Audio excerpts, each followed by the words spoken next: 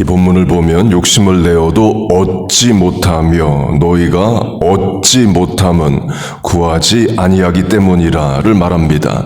얻지 못한다를 두 번 말하면서 욕심과 구하지 않는다를 말해요. 욕심은 구하고 얻으려는 거죠. 그런데 구하지 않는다고 말합니다. 한글 번역으로 하면 조금 불분명한데 영어 번역으로 하면 분명합니다. You lust, you covet.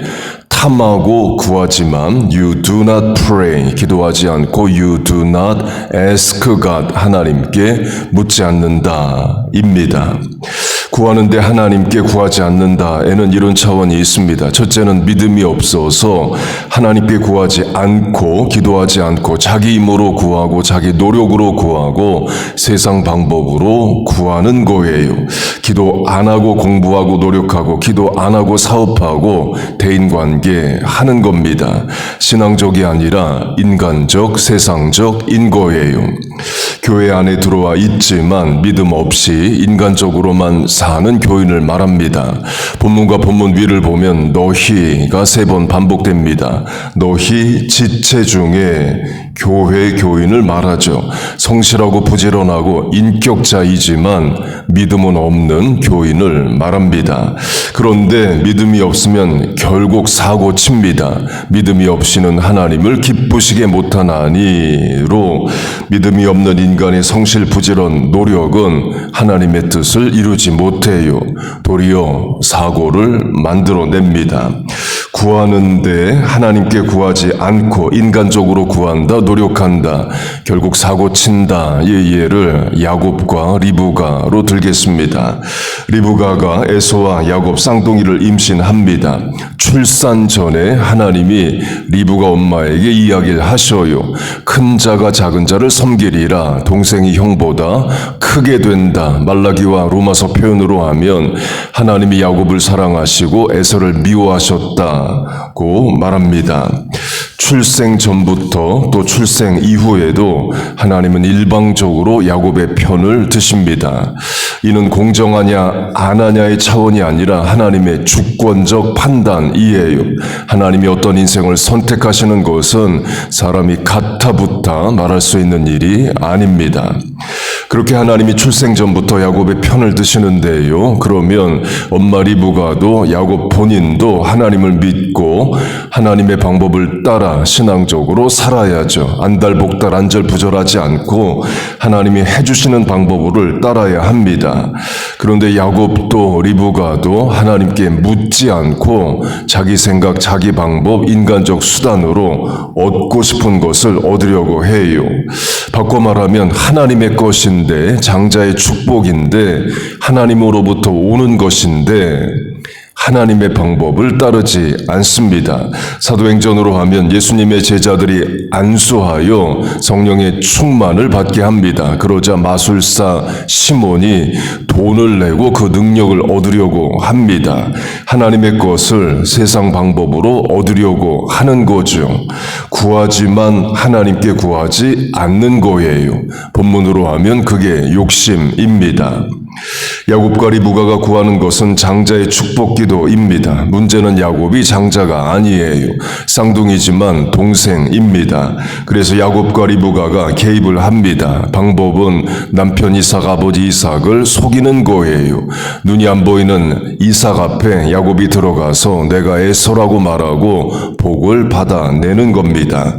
이는 단지 가정사의 한 사건이 아닙니다. 집안에서 아버지 한 번 속이고 남편 한 번 속이는 일이 아닙니다. 족장 계승의 문제에 부인과 둘째 아들이 개입을 한 겁니다. 이삭은 에서가 장자이기 때문에 에서를 족장으로 삼고자 하는 겁니다. 그런데 부인과 동생이 짜고 족장 승계 문제에 개입한 거예요. 물론 결과적으로는 하나님의 뜻대로 됩니다. 그러나 리브가와 야곱이 잘했다고 보지 않습니다. 유대교 랍비도 구약 학자들도 리브가와 야곱의 방법을 잘했다 하지 않아요. 특별히 리브가가 족장 계승 문제에 개입을 한 것을 유대교에서는 안 좋게 봅니다. 근거는 창세기의 족장들의 부인들, 곧 아브라함의 부인 사라가 어떻게 죽고 어디에 매장되었다를 기록합니다. 야곱의 부인 2명도 어떻게 죽고 어디에 매장되었다를 분명히 기록을 합니다. 그러나 이삭의 부인 리브가의 죽음에 대해서는 언급 자체를 안 하고 매장지가 어디다도 말하질 않아요. 도리어 리브가의 유모의 이름과 죽음과 매장지를 기록합니다. 리브가 유모는 중요하지 않은 인물이죠. 우리가 그의 이름도 사실 알 필요가 없습니다. 그런데 성경은 리브가 유모의 이름과 죽음과 매장지를 기록하는 반면에 리브가의 죽음을 전혀 언급을 안 해요. 그러니까 무시하는 거죠. 유대교 입장에서는 족장 계승 문제에 리브가가 개입한 것을 안 좋게 봐서로 해석을 합니다. 그것도 잘못된 방법으로 간섭을 해서 그래요. 곧 하나님의 것을 사람이 구하면 방법도 하나님의 것으로 해야 됩니다. 하나님의 것을 내 생각대로 인간의 방법으로 얻고자 하는 게 본문이 말하는 욕심입니다. 물론 그러나 하나님은 하나님의 뜻을 이루십니다. 사람들이 욕심으로 이런 사고도 치고 저런 사고도 치지만 결국에는 하나님의 뜻이 온전히 섭니다. 그렇다고 해서 사람들이 사고를 치면 안 되죠. 둘째로 성도가 구하고 바라는데 you do not pray, 기도하지 않고 you do not ask God, 하나님께 묻지 않는 이유는 하나님께 물으면 구하면 안 주실 게 분명해서 그래요. 곧 본인도 압니다. 기도해도 구해도 하나님이 그건 안 된다 하실 게 분명합니다. 본문으로 하면 욕심인 줄 본인도 알아요. 그러면 욕심을 포기하느냐? 포기 안 합니다. 그렇게 포기할 거면 욕심이 아니죠. 포기를 안 하니까 욕심인 거예요. 그렇게 포기가 안 되는 욕심인데 기도해도 하나님이 안 주실 게 분명해요. 그러면 사람은 하나님께 구하지 않고 세상의 우상에게 구합니다. 이스라엘이 우상 숭배했던 이유도 그겁니다. 하나님께 구하면 안 주실 게 분명해요. 그런데 바알 우상은 주겠다 말합니다. 그러면 이스라엘 백성은 욕심을 포기하는 게 아니라 우상 앞에 가서 욕심을 이루려고 해요. 그게 우상 숭배입니다. 곧 욕심이 포기가 안 됩니다. 다윗도 그랬습니다. 욕심이 포기가 안 돼요. 다윗이 왕이 되고 나서 인구조사를 하고자 합니다. 이유는 내 치세 동안 백성 이만큼 늘었다, 나라가 부강해졌다를 자랑하고 싶은 마음이 있어서 그렇습니다. 그런데 문제는 인구조사는 하나님만 하실 수 있습니다. 민수기가 그걸 말합니다. 신하들도 그걸 알아요. 요압 장군이 다윗에게 직언, 고언을 합니다. 인구조사가 하나님께 죄가 된다. 분명히 말을 합니다. 그럼에도 다윗은 인구조사를 강행합니다. 욕심이죠. 다윗도 욕심인 줄 압니다. 그래서 다윗은 하나님께 묻지 않았을 겁니다. 하나님, 내가 인구조사하고 싶은 마음이 있는데 해도 될까요? 물으면 하나님 하지 말라 답이 나올 게 분명합니다. 다윗은 안 묻고 실천을 했을 겁니다. 그 사람이 그래요. 하나님께 물어서 하나님이 안 된다 하시면 포기하는 게 아니라 아예 묻지 않고 자기 방법, 인간적 수단을 씁니다. 신하들이 말려도 가족이 말려도 결국 일을 저질러요. 다윗은 인구조사를 강행합니다. 그리고 그 죄의 대가를 치릅니다. 욕심이 잉태한 즉 죄를 낳고 인 거죠. 종합하면 첫째로 하나님의 것은 하나님의 방법으로 구해야 됩니다. 전술한 장자권으로 하면 리브가와 야곱은 인간적 수단을 쓰지 않아도 하나님은 얼마든지 야곱을 족장으로 만드시고 야곱에게 복을 주십니다. 야곱과 리브가는 그 하나님을 믿고 세상적 인간적 방법을 쓰지 말았어야 돼요. 그러나 욕심이 들어가면 방법마저도 타락하는 것이 인간입니다. 둘째로 욕심으로 판단되면 포기해야 됩니다. 하나님이 안 된다 하시는 것은 사람도 안 되는 줄 알아야 됩니다. 그거 없이 살아야 되고 그거 없이 사는 방법을 배우는 것이 신앙생활이에요. 비유로 하면 이런 이야기가 있을 수 있습니다. 어떤 귀족이든 부자든 권세자든 하나님을 믿고 그것도 수도원에 들어가서 수도사가 되기로 결정을 했어요. 수도원의 삶은 불편하고 부족하고 모자람이 많은 삶이죠. 그래서 부자 권세가 귀족이 수도원장에게 이런 제안을 합니다. 내가 수도원에 지원, 도네이션을 해서 이 부족한 것들 다 채워주겠다고 제안을 했어요. 욕심으로 하면 그 귀족 권세가 부자는 수도원에 들어와서도 본인이 세상에서 누렸던 평안함, 부유함을 그대로 누리면서 동시에 내가 수도사가 되었다라는 종교적 자아실현과 종교적 명예를 얻고자 하는 거죠.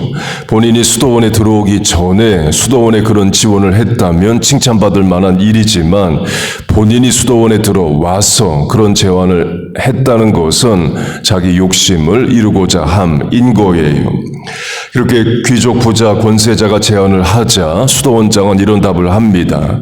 그런 거 없이 사는 법을 배우는 게 수도원의 삶입니다. 욕심으로 하면 욕심을 버리고도 살아가는 방법을 배우는 것이 신앙생활입니다. 이에요. 하나님이 주신 것 안에 자족하고 만족하는 것이 믿음생활이라는 거예요. 디모데전서 6장, 빌립보서 4장이 그걸 말합니다. 족한 줄 알라, 자족하라를 말해요. 전도로 하면 우리가 전도합니다. 예수 믿으세요. 하나님 믿으세요. 교회에 와서 우리 신앙생활 같이 합시다. 전도를 합니다. 그때 한인 이민자가 우리에게 묻습니다. 예수 믿으면 소원을 하나님이 다 들어주시나요? 다른 종교보다 불교의 부처님, 이슬람의 알라신보다 하나님이 소원을 더 잘 들어주시나요? 우리의 답은 이거죠. 하나님의 것으로 사는 법을 배우는 게 예수 믿는 겁니다. 하나님이 주시는 것만으로도 감사하며 사는 것이 예수 믿는 길입니다. 욕심으로 하면 세상 욕심은 버리고 하나님이 허락하신 것 안에서 자족하며 사는 것이 예수 믿는 것입니다가 우리의 전도입니다. 기복신앙적으로 다른 세상 종교처럼 그럼요, 다른 어떤 종교보다 소원 더 이룰 수 있습니다. 우리 그렇게 전도하지 않습니다. 이는 결핍 부족 마음의 소원을 하나님께 구하지 말라가 아닙니다. 세상 것은 바라지도 말라도 아니에요. 예수님 앞에 나와 구했던 성도들, 사람들의 대부분의 문제는 세상적인 겁니다. 몸의 질병, 또 귀신 들린 것 같은 당장의 문제들을 예수님께 구했어요. 예수님은 해결해 주십니다. 성경도 구하라, 찾으라, 두드리라 분명히 이야기를 합니다.